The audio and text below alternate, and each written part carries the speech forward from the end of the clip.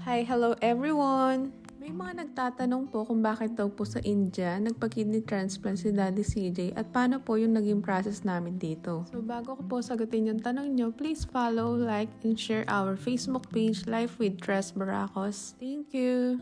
So bakit nga po ba sa India?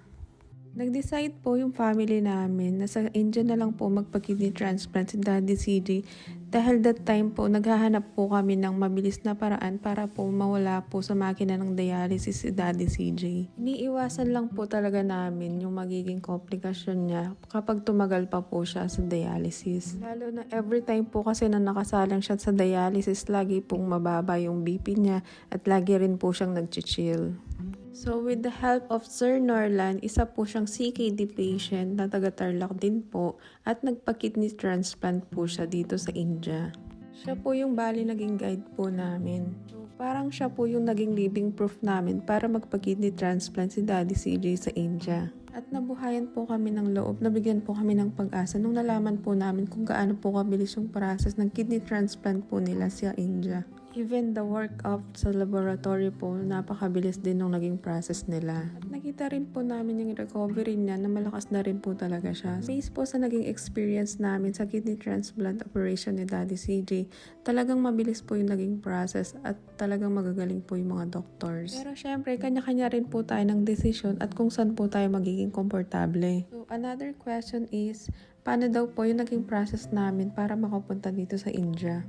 So, yung coordinator po namin na si Sir Peter, pinag-prepare lang po niya kami ng passport, ng IDs, mga supporting documents, finances. So, bago po mag-proceed sa India, meron pong papagawang initial lab test. Ito po yung mga fundamentals. So, through those tests, magkakaroon po sila ng ground knowledge para malaman yung health fitness ng donor.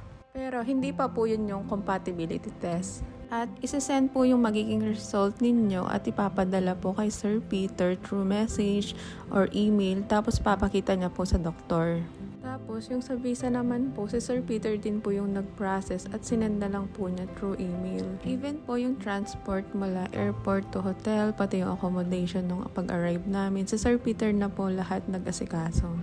Meron pong medical company si Sir Peter, so kung meron po kayong mga katanungan, pwede nyo po silang kontakin. Kung plano nyo magpa-kidney transplant, liver transplant, or meron po kayong kakilala na nangangailangan nito. At kilala po ang India pagdating sa medical tourism. And take note po, wala pong sinisingil ni piso si Sir Peter, so mag-ingat po tayo sa mga fake account or dummy account or mga scammers na humihingi po ng bayad.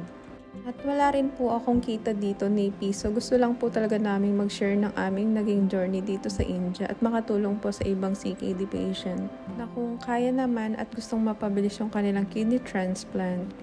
So, I hope nasagot ko po yung mga katanungan nyo kung bakit sa India, paano yung naging process po namin sa India. O siya, yun lang muna. Thank you for watching. Keep on praying, keep on fighting.